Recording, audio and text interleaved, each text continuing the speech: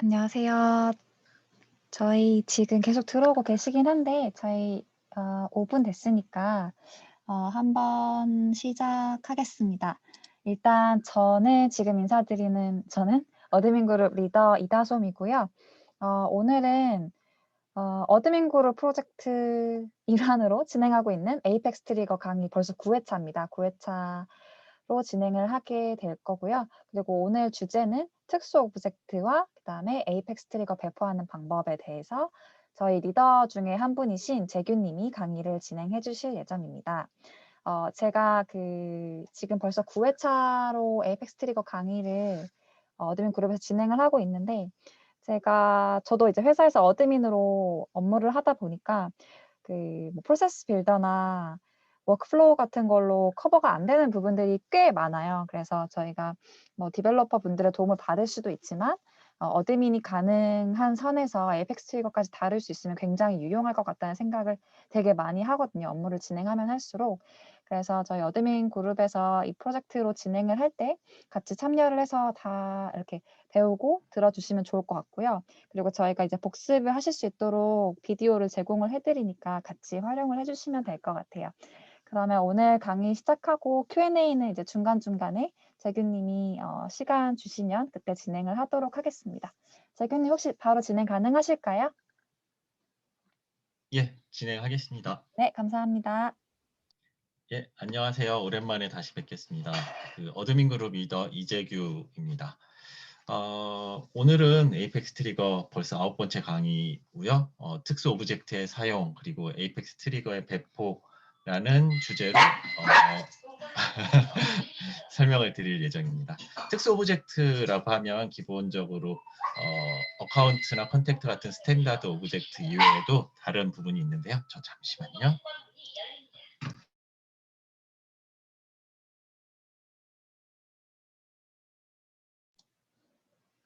이게 라이브의 묘미네요. 죄송합니다. 다양한 다른 숨겨져 있는 오브젝트들이 있는데 그 부분들에 대해서 설명드리겠습니다. 일단 아시다시피 저는 이재규고요. 지금 풀무원에서 아키텍트 컨설턴트 역할을 하면서 어드민과 개발자 롤도 같이 하고 있습니다. 예, 이건 넘어가고요. 일단 특수 오브젝트의 활용 부분입니다. 일단 특수 오브젝트, 뭐 쉐어도 있고, 뭐 피드, 도큐멘트 등 다양한 부분이 있는데요. 예를 들어서 그런 오브젝트들을 활용해서 트리거라든가 에이펙스 클래스에서 사용할 때 도움이 되는 오브젝트들이라고 보시면 됩니다. 뭐 활동도 그런 부분의 하나고요. 뭐 프로세스, 컨텐츠, 챕터 피드, 뭐 쉐어라든가 유저 레코드 액세스, 그리고 레코드 타입, 프로필 역할, 그리고 사용자 로그인, 메타데이터까지 일단 전체는 아니지만 주로 많이 사용하는 부분들에 대해서 설명드리겠습니다. 일단 맛보기라고 보시면 될 것 같아요. 활동 오브젝트는 스탠다드 오브젝트 중에 하나면서 약간 특이한 구성을 가지고 있죠. 일단 이벤트화 작업이 액티비티 오브젝트를 공유한다고 볼 수 있습니다. 그래서 태스크라는 오브젝트, 이벤트라는 오브젝트가 있으면서 액티비티라는 활동 오브젝트의 필드들을 두 개가 같이 보고 있는 거다라고 보시면 될 것 같아요. 그래서 셀렉트에서 이벤트를 조회하신다든가 태스크를 조회하실 때 활동 필드들이 같이 나오게 됩니다. 예, 이건 맛보기였고요. 우측 아래쪽에 보시면 각각의 오브젝트들을 좀 보실 수 있는 디벨로퍼 페이지 링크도 같이 첨부를 해놨습니다. 그래서 더 깊게 파실 분들은 한번 확인해 보시는 것도 좋을 것 같습니다. 예, 두 번째로는 프로세스에 관련한 오브젝트입니다. 프로세스에는 상당히 많은 오브젝트들이 있고요.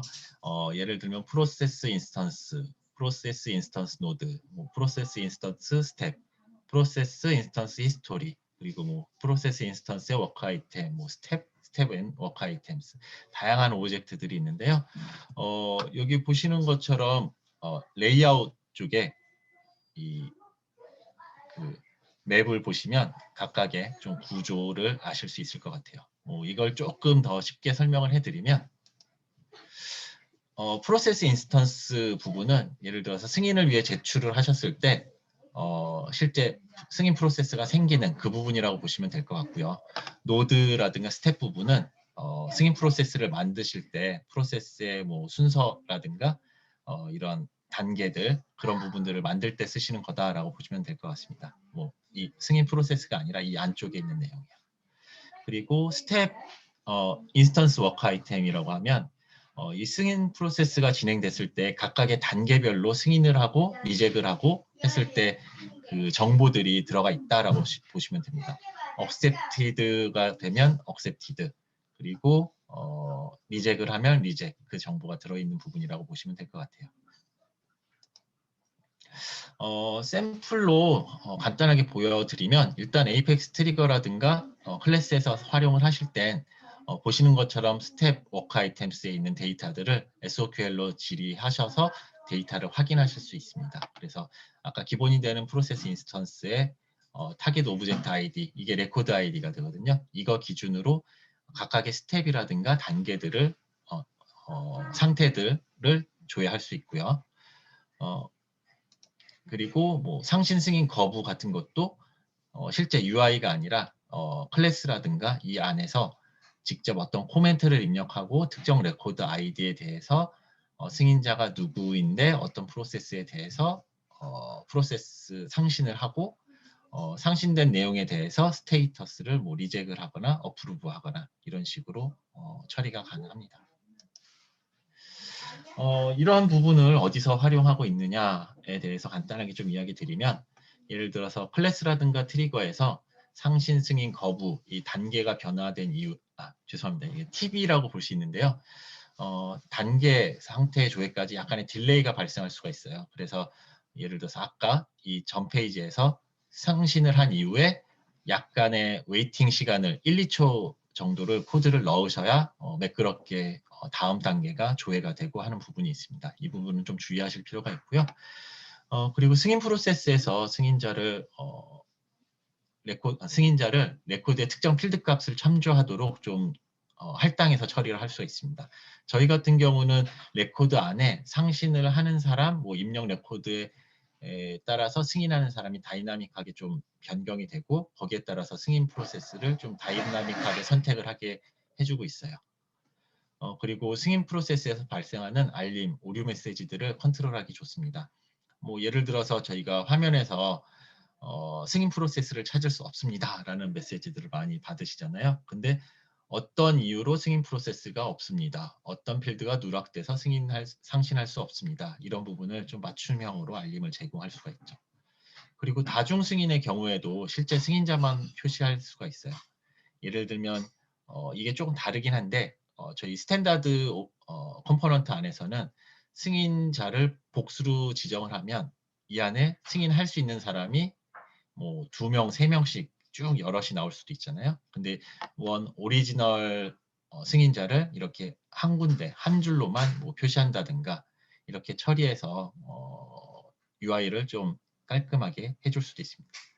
우측에 보이는 메뉴는 뭐 오류 메시지를 직접적으로 어떤 타입인지를 받아내서 그 타입에 따라서 별도의 에러 메시지를 보여주는 샘플이라고 보시면 될 것 같아요. 승인 프로세스에 관련해서 여기까지 일단 설명을 드리는데 뭐 이런 식으로 설명을 쭉 해 나가면 괜찮을까요? 중간중간에 뭐 궁금하신 부분이 있으면 설명을 드리는 것도 가능할 것 같고요. 네, 재기님 중간에 질문 있으면 지금 그 채팅창으로 받아서 같이 해도 될까요? 예, 그렇게 하시죠. 뭐 네, 일단 감사합니다. 네. 오브젝트 하나하나 진행할 때마다 뭐 질문이 있으시면 설명드리도록 하겠습니다. 네, 감사합니다. 예, 승인 프로세스는 여기까지 하고요. 두 번째는 컨텐츠 도큐멘트라는 오브젝트입니다. 이 오브젝트도 조금 활용성이 좋은 오브젝트라고 보시면 돼요. 세일즈포스 안에 다양한 파일들을 레코드에 뭐 챕터에 올리기도 하고 뭐 레코드에 뭐 파일을 등록해서 사용을 하시잖아요.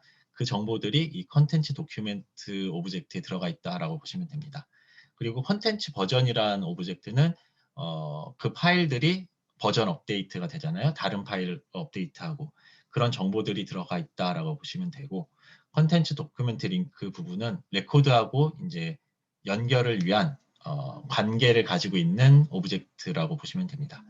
그래서 이 오브젝트를 활용해서 실제 컨텐츠 문서 파일, 이걸 레코드에 연결된 파일의 정보를 확인할 수 있습니다. 예를 들어서 컨텐츠 레코드 조회 쿼리 샘플인데요. 컨텐츠 레코드 도큐멘트에서 이런 식으로 특정 확장자 기준으로 조회를 하실 수도 있고요.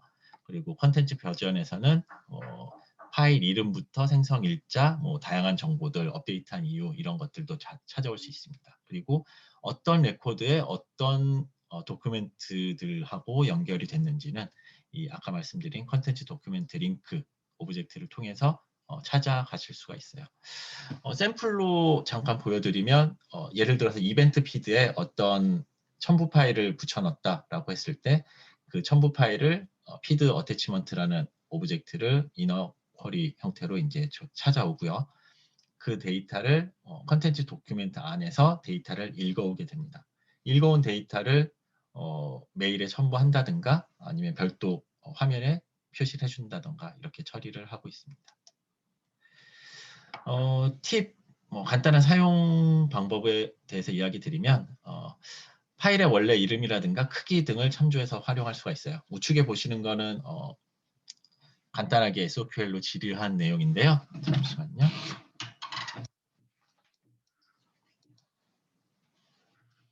그 이메일 예, 잠시만.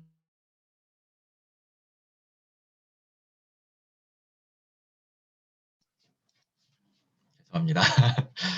우측에 보시는 것처럼 원래 오리지널 파일 이름이라든가 생성 날짜 그리고 파일 사이즈들이 이제 확인이 되고요. 이거는 좀 제가 오타가 있었네요. 이메일 발송의 첨부 파일로 활용을 할 수 있습니다. 그래서 메일의 본문에서 표시가 아까 이야기 드린 대로 이 데이터를 바로 표시하게 하든가 아니면 이메일에 첨부 파일 형태로 넣을 수가 있고요. 썸네일을 활용할 수도 있습니다. 아래쪽에 보시면 각각의 도큐멘트 이미지들이 이런 URL로 파일 사이즈에 맞게 썸네일이 저장이 돼요. 720 by 720, 240 by 240, 120 by 120으로 썸네일이 저장되니까 이 화면 이미지 자체를 웹페이지 안에 그대로 표시해 주는 것도 가능합니다. 예, 다른 질문은 없으시니 이제 넘어가도록 하겠습니다. 다음으로 설명드릴 거는 피드 아이템, 그리고 피드 코멘트, 피드 어태치먼트, 피드 그룹, 레코드에 대한 피드 부분입니다. 개체는 피드 아이템, 피드 코멘트, 피드 어태치먼트, 어카운트 피드, 이벤트 피드, 커스텀 오브젝트에 대한 피드, 그리고 콜라보레이트, 그룹 피드 이런 오브젝트들이 있고요. 그 외에도 여러 오브젝트들이 있는데요. 피드 어태치먼트는 아까 잠깐 이야기 드린 대로 그 피드에 연결된 파일, 어떤 파일이 이제 첨부되어 있는지, 연결되어 있는지 하는 내용이 들어가 있고요. 이 어카운트 피드라든가 이벤트 피드는 어카운트에서 어떤 피드를 올렸을 때, 이벤트에서 어떤 피드를 올렸을 때, 그리고 특정 커스텀 오브젝트라고 하면 커스텀 오브젝트의 이름, 언더바 피드라는 개체 안에 피드의 내용이 들어가게 되어 있습니다. 그리고 콜라보레이트 그룹 피드는 챕터 그룹에서 등록된 피드 내용들이 들어가 있고요. 기본적으로 이 피드에 들어간 내용들은 피드 아이템에는 다 들어가 있다라고 보시면, 중복돼서 들어가 있다라고 보시면 되고, 이 안에 한 번 더 들어가 있다라고 생각해 주시면 될 것 같아요. 쿼리를 질의를 하는 이제 샘플인데요. 그룹 피드 같은 경우에는 예를 들어서 콜라보레이트 그룹 피드 안에 아까 보여드린 피드 어태치먼트를 같이 이너 쿼리 넣어서 데이터를 조회하실 수도 있고요. 그리고 레코드 피드 같은 경우에는 이벤트 피드는 조금 페런츠의 서브젝트라는 게 좀 차이가 있습니다. 그리고 어카운트 피드는 페런츠의 네임으로 되어 있고요. 그리고 커스텀 오브젝트에는 이렇게 언더바 피드 부분이 붙어 있습니다.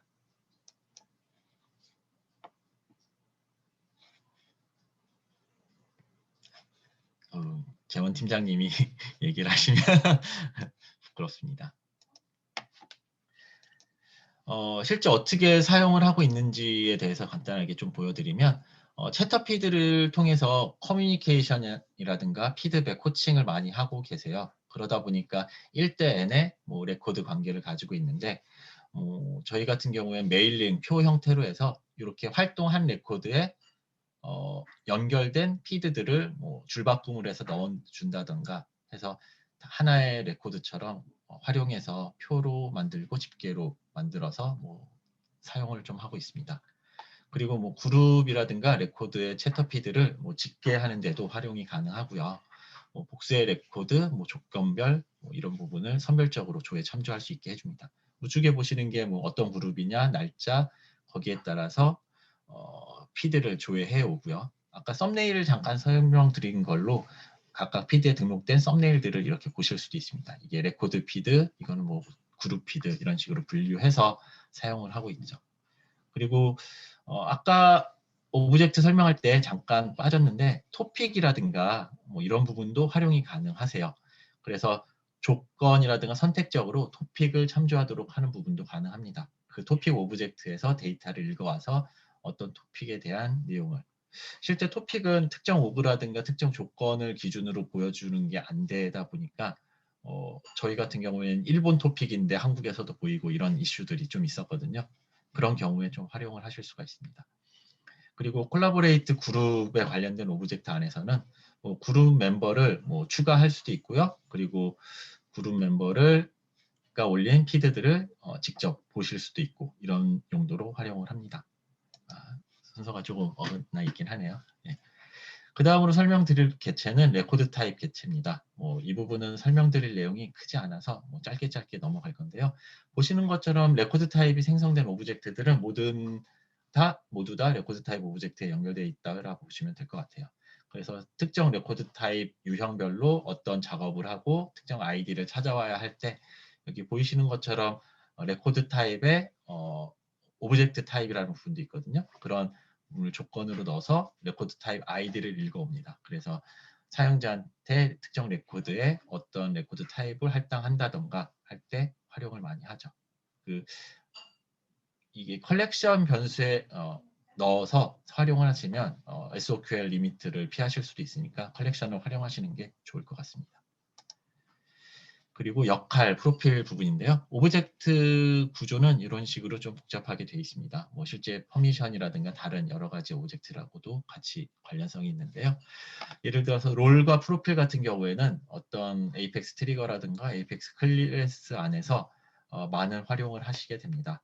여기 보시는 것처럼 특정 타입 유저의 뭐 프로필들을 읽어와서 그 프로필을 어디서 활용을 할 수도 있고요.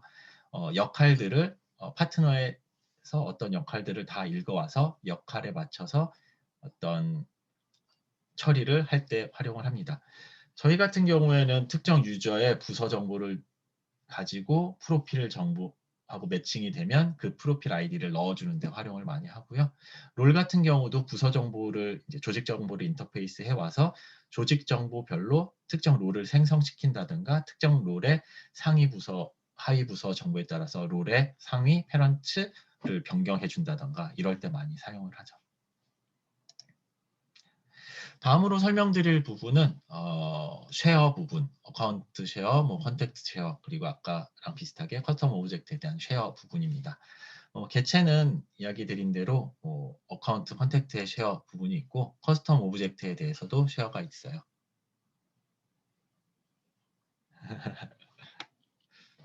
예. 어카운트 쉐어는 그 어카운트를 누구한테 공유해 주는지 뭐 이런 내용들이 있다라고 보시면 돼요. 그래서 어카운트 아이디 필드가 있다는 게 좀 특이한 부분이고요. 어카운트 액세스 레벨이라고 있어서 이게 올이냐, 리드냐, 라이트냐, 뭐 딜리트냐 뭐 이런 권한들이 들어가게 됩니다. 그리고 이게 어떤 사용자한테 줄 것이냐, 어떤 특정 그룹에 줄 것이냐 그런 아이디 정보들이 들어가 있고요. 컨택트도 마찬가지고요. 조금 다른 점은 컨택트 아이디, 컨택트 액세스 레벨로 되어 있습니다. 그리고 커스텀 오브젝트의 경우에는 여기에 살짝 보이시겠지만 페런츠 아이디라는 형태로 되어 있고요. 액세스 레벨이라는 형태로 들어갑니다. 그리고 마찬가지로 유저 그룹 아이디라든가 해서 사용자라든가 그룹을 지정을 할 수가 있어요. 저희 어떤 식으로 사용을 하느냐라고 했을 때는 어떤 특정 레코드, 특정 사용자가 생성됐을 때 어떤 레코드에 대해서 권한이 없는데 특정 조건에 의해서 권한을 강제적으로 줘야 된다. 이런 경우에 이 오브젝트의 레코드를 여기 보이시는 것처럼 인서트 해주는 형태로 권한을 할당해 줄 수가 있습니다. 다만 이런 식으로 할당해 주는 경우에는 나중에 삭제가 안 된다라고 보셔야 될 것 같아서 사용은 좀 주의하면서 사용을 하셔야 될 것 같고요. 유저 레코드 액세스 오브젝트에 대해서는 레코드 접근 권한을 확인하고 권한에 맞는 기능 뷰를 제공하는 오브젝트라고 보시면 될 것 같아요. 이 유저 레코드 액세스 오브젝트에서 유저 아이디 기준 그리고 레코드 아이디 기준으로 이 레코드에 대해서 조회 권한이 있느냐 없느냐가 확인이 되거든요. 그래서 저희 같은 경우에는 특정 화면 안에서 LWC 화면 안에서 그냥 비주얼 코스 페이지 화면 안에서 권한이 없는 사람은 어떤 처리를 못하도록 미리 선제적으로 조건을 넣어준다든가 UI를 변경한다든가 처리하고 있습니다. 클릭한 이후에 페이지를 찾을 수 없습니다. 접근 권한이 없습니다. 이런 에러 메시지가 나면 오히려 더 일이 사용자 입장에서는 당황하게 되고 또 문의를 하게 되기 때문에 선제적으로 작업을 한다라고 보시면 될 것 같아요. 로그인 히스토리 오브젝트입니다. 사용자가 로그인한 내역이라든가 단말기 정보 등을 조회할 수 있어요. 사용자의 설정의 사용자 정보에 들어가시면 최근 며칠간의 로그인한 이력이 유저 정보 하단 부분에서 확인이 되시는데요. 엑셀로 다운로드도 받으실 수 있고요. 휘발성이다 보니까 금방 사라져 버리는 그런 부분도 있어서 저희 같은 경우는 이 정보를 이 오브젝트에서 로컬 DB로 인터페이스에서 그 사용자의 로그인 정보라든가 전체적인 로그인 트렌드, 단말기 정보, 위치, 지역 정보 이런 걸 확인을 좀 하고 있습니다. 그래서 KPI 지표로도 활용을 하고요. 그리고 사용자 예를 들어 구단말기를 쓰는 사용자라든가 버전에 따른 어떤 특정 액션을 취하기도 하죠. 마지막까지 왔습니다. 여태까지 스탠다드 오브젝트, 특수 오브젝트에 대해서 궁금하신 부분이 있으실까요? 조금 빠르게 진행을 하고 있어서. 예, 그럼 쭉 진행하겠습니다. 커스텀 메타데이터라는 실제 리미트, 저희가 사용할 수 있는 리미트 오브젝트의 개수가 제한이 돼 있잖아요. 그것보다 조금 적은 사이즈로 리밋을 조금 확장해서 쓸 수 있는 기준 정보 오브젝트다라고 생각을 하시면 될 것 같아요. 그래서 메타데이터 오브젝트를 만드시고 그 메타데이터 오브젝트의 특정 필드를 만드신 이후에 레코드까지 만드셔서 사용이 가능합니다. 설정에 사용자 정의 메타데이터라고 이제 검색을 하시면 이런 화면이 보이실 거예요. 그래서 레이블, API 네임 이런 부분을 만들어 넣으시고 필드를 넣어 주시게 됩니다. 사용하는 방법은 간단해요. 제가 일당백은 아니고요. 그냥 회사가 돈이 없어서 이것저것 하고 있습니다. 에이펙스 트리거나 클래스 쿼리 안에서 이 메타데이터 오브젝트 이름 언더바 NDT라는 형태로 메타데이터 API 네임이 생성이 되고요. 각각의 필드, 정해져 있는 스탠다드 필드, 새로 생성한 커스텀 필드들도 동일한 언더바 C 형태로 이렇게 참조할 수 있습니다. 그리고 조건을 넣어서 조회를 하고 활용을 하죠. 저희 같은 경우에는 기준 정보라든가 어떤 조건 그리고 반드시 해야 될 사항들 이런 정보들을 메타데이터 안에 거의 다 넣어두고 있어요. 그리고 외부 이메일 같은 경우도 이 안에 넣어서 필요한 경우엔 외부 이메일 사용자 정보를 가져와서 쓰기도 하고요. 이런 식으로 많이 활용을 하고 있습니다. 이 메타데이터를 쓰시면 에이펙스 트리거나 클래스의 배포 횟수도 줄이실 수가 있어요. 이 기준으로 어떤 마스터 처리를 해서 데이터를 넣고 처리하고 이런 부분까지 다 활용이 되거든요. 일례로 저희는 1단위로 데이터를 삭제하고 있는데 삭제하는 오브젝트의 이름과 기간 조건, 예외사항 이런 것들도 다 메타데이터로 관리를 하고 있고 외부 사용자한테 이메일 발송할 때에도 이 메타데이터에 추가를 해가면서 사용을 하고 있습니다. 여기까지 특수 오브젝트에 대해서 간단하게 설명을 드렸고요. 다음으로는 에이펙스 트리거의 배포, 클래스의 배포까지 해서 간단하게 설명을 드리고 화면으로 데모 또 간단하게 보여드리겠습니다. 뭐 앞에 거는 뭐 데모 보여드리기가 조금 쉽지 않은 시간이 걸리는 거라서요. 간단하게 PPT로만 넘어갔고요. 일단 설정 화면에서 뭐 간단하게 변경이라고 검색을 하시면 여기 보이시는 것처럼 아웃바운드 변경 세트, 인바운드 변경 집합이라는 걸 확인하실 수 있습니다. 현재 이 화면은 대부 샌드박스 오브젝트 오그고요. 여기 보시는 것처럼 저희가 쓰고 있는 샌드박스의 개발 오그입니다. 이 안에서 아웃바운드 변경 세트를 선택하시고요. 변경 집합을 선택하시고 아웃바운드 변경 세트를 신규로 작성을 하시면 어떤 개체들을 구성 요소를 추가할 건지 선택을 하실 수가 있어요. 이 안에서 에이펙스 클래스라든가 에이펙스 트리거를 선택을 하시고 필요한 구성 요소를 체크해서 추가를 하시는 개념이 됩니다. 추가한 이후에 이 아웃바운드 변경 집합을 퍼블릭 오그, 실제 운영 오그에 전달을 해야 되거든요. 이 경우에 전 업로드를 누르시고 업로드에서 어떤 오그를 대상으로 할지 선택을 해주게 됩니다. 그래서 제작 오그에 업로드를 하게 되면 이후부터는 실제 운영 오그로 들어가시면 되고요. 운영 오그 안에서 마찬가지로 변경을 누르시면 인바운드 변경 집합이 있습니다. 인바운드 변경 집합 안에 현재 업로드된 변경 세트가 확인이 되고요. 변경 세트의 유효성 확인과 배포 그리고 삭제 이 부분을 선택적으로 선택하셔서 진행을 하시면 됩니다. 유효성 확인이라고 하면 이 에이펙스 클래스라든가 트리거를 배포하실 때 다른 구성 요소도 마찬가지겠지만 이 코드가 정상적으로 동작을 하는지 확인하는 부분이 있습니다. 그게 정상적으로 되는지 테스트만 진행하시는 거다라고 보시면 되고요. 배포는 유효성 확인이 진행이 안 된 경우에는 뭐 유효성 확인까지 진행한 이후에 직접 배포가 되는 거다라고 보시면 됩니다.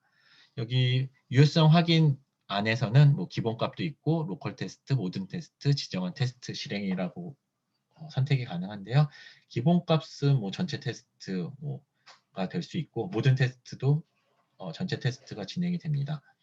그리고 특정 테스트 클래스를 여기 컴마로 기준 나눠서 입력을 하시면 이 테스트 클래스만 실행이 되고 테스트가 진행이 됩니다. 여기서 꼭 알아두셔야 될 부분이 테스트 코드와 코드 커버리지라는 부분이에요. 예를 들어서 에이펙스 클래스 그리고 에이펙스 트리거 일전에 강의에서도 잠깐 언급이 되고 설명이 된 적이 있는데 그 클래스 오비드존님 강의였던 것 같습니다. 이 에이펙스 클래스라든가 트리거는 원시적인 레벨의 좀 파워풀한 코드가 동작을 하게 됐기 때문에 실제 리스크가 큰 부분이 있습니다. 그래서 그 부분을 검증을 해야 된다.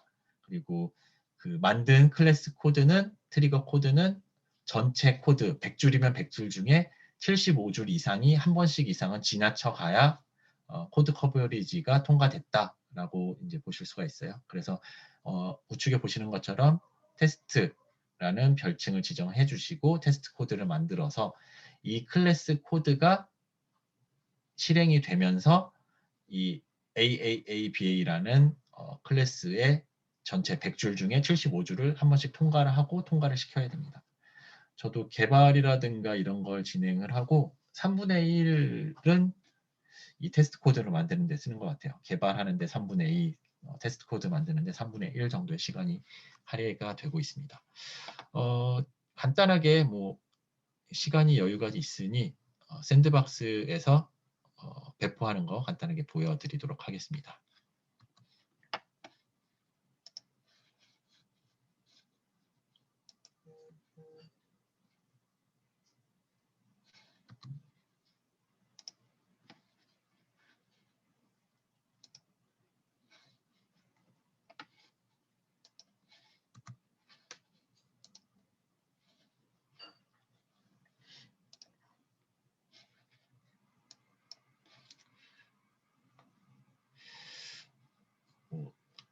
살짝 저희 회사에서 쓰고 있는 화면도 보실 수가 있겠네요.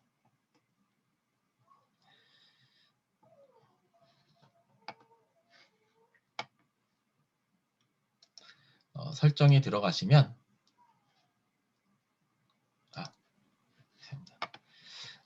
설정에 들어가시면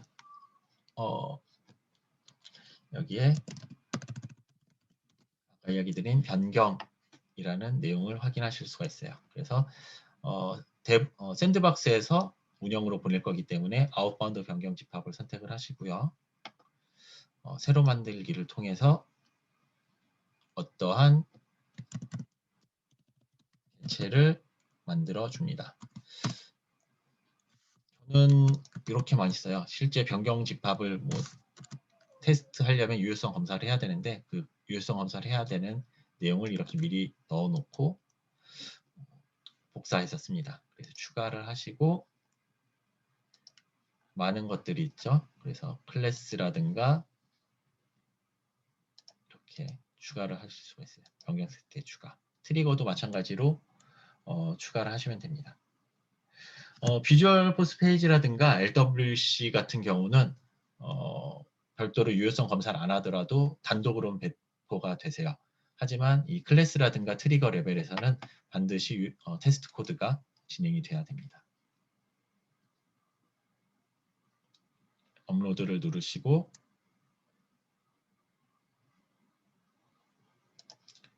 제작 조직으로 업로드를 합니다.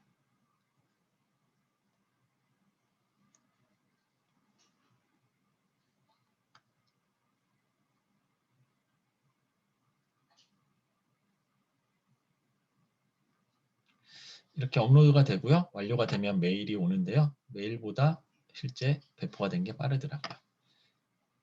저희 회사 화면이네요.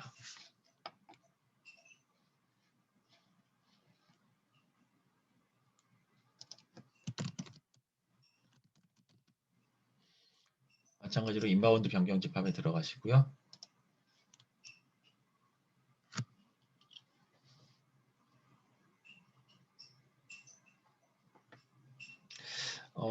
여기 보시는 것처럼 테스트 변경 세트가 확인이 됩니다. 여기서 유효성 확인을 하시면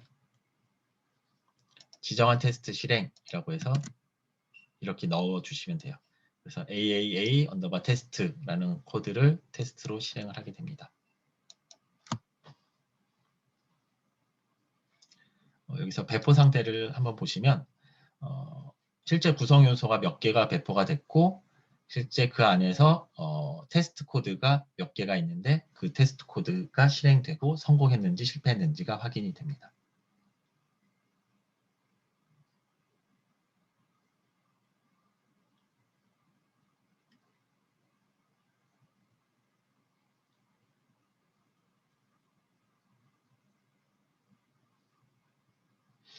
성공이 되면 이렇게 확인이 되고요.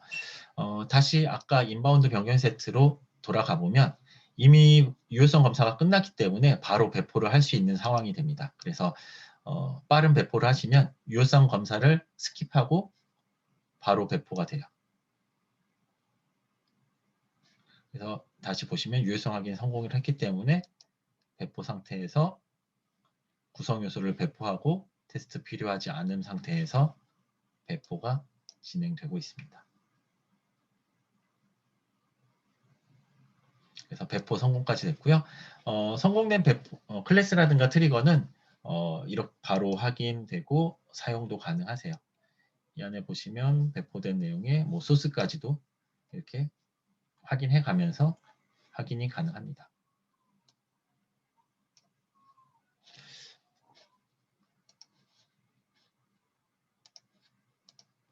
예, 여기까지 제가 오늘 준비했던 내용은 짧게 설명을 다 해드린 것 같고요. 궁금하신 부분이 있다면 설명을 추가로 더 드려보겠습니다.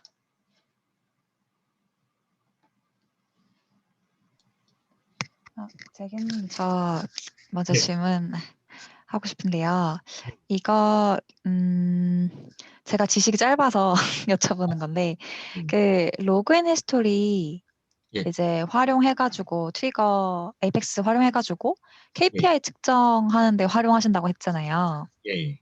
이거 제가 항상 뭐 전에 회사든 지금 회사 니즈가 있었던 부분이거든요. 왜냐하면 이제 예, 그렇죠. 사용자들이 얼마나 이제 세일즈포스를 활용하는 게 예, 그들의 KPI이기도 하고 저희의 KPI이기도 하잖아요. 예, 그래서 그렇죠. 혹시 이거 저는 이제까지 이렇게 에이펙스로 활용할 생각을 안 하고 로 데이터를 뽑아가지고 이제 한 번씩 측정을 했었거든요. 아, 예, 예. 네, 혹시 이거 예시로 이제 에이펙스 활용해서 하는 거 조금 더 디테일하게 설명해 주실 수 있을까요? 예를 들면 네. 요런 거를 보셔도 돼요. 뭐 오픈을 해도 상관이 없으니까 이런 식으로 그 등록률, 실행률, 계획률 뭐 이런 부분은 이벤트라든가 액티비티 안에서 어떤 정보를 확인하실 수도 있고요. 그리고 실제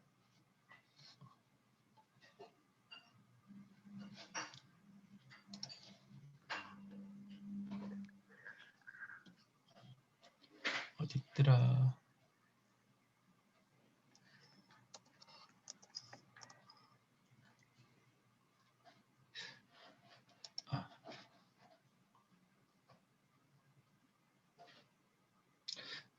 모든 걸 다 보여드리기가 조금 부끄러운.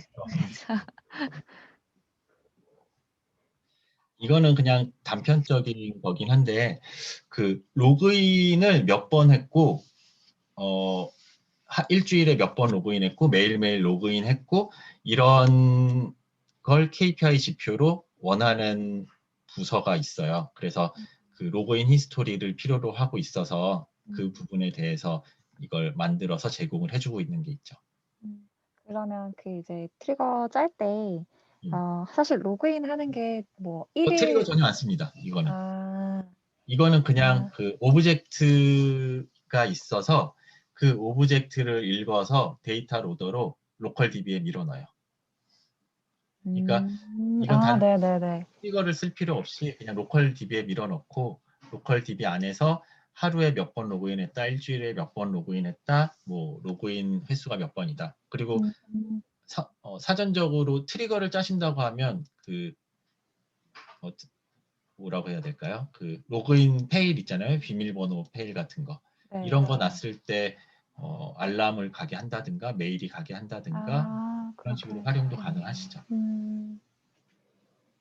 그러면 이제 설명해 주셨던 부분은 네. 데이터가 로그인 데이터가 지표로 볼 수 있도록 쌓이게끔 하는 걸 활용한다고 말씀하신 거네요. 그렇죠? 그렇죠. 그리고 실제 그 쌓인 데이터는 뭐 SFA에서 지표로 보기보다는 로컬 DB에 있는 걸 직접 보는 걸 더 많이 쓰긴 해요. 그래서 지금 이 로그인 히스토리를 지금 저희가 일부 넣어주곤 있는데 이게 로 데이터가 필요한 게 아니고 어떻게 보면 서머리 데이터가 필요한 거기 때문에 예, 서머리 데이터는 로컬 DB에 있는 정보가 메일링 되도록 그런 식으로 처리를 해서 쓴다라고 보시면 돼요. 그런 식으로 뭐 데이터 양이 많아서 좀 그런데 이런 로그인 횟수라든가 이런 게 확인이 되죠. 특정 가지고 감사합니다. 네.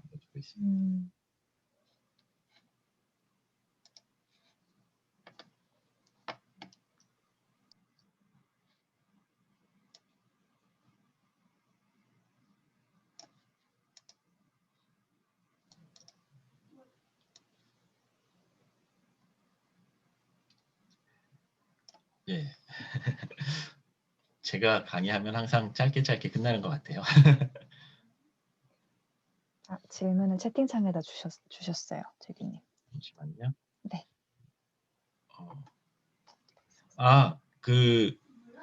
이거는 설정을 미리 해놓으셔야 됩니다. 그래서 배포 관리 배포할 수 있는 그 기준을 미리 만들어 놓으셔야 되거든요. 잠시만요.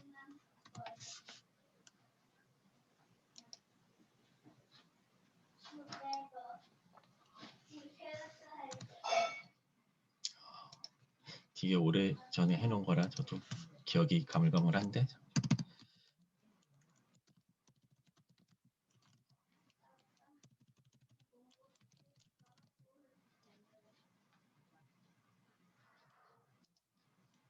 배포 설정이라고 들어가 보시면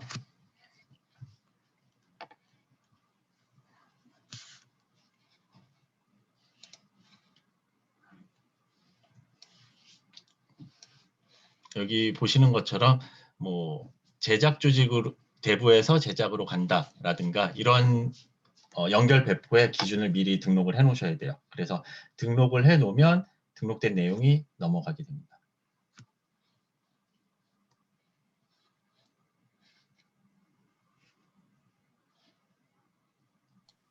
여기서 오그랑 그다음에 방향 이런 걸 설정을 해야 되는 거네요. 그렇죠? 맞습니다. 사전에. 예. 여기 제가 지금 운영 시스템이다 보니까 따로 만들지는 않습니다만 여기서 만드셔가지고 처리를 하셔야 돼요.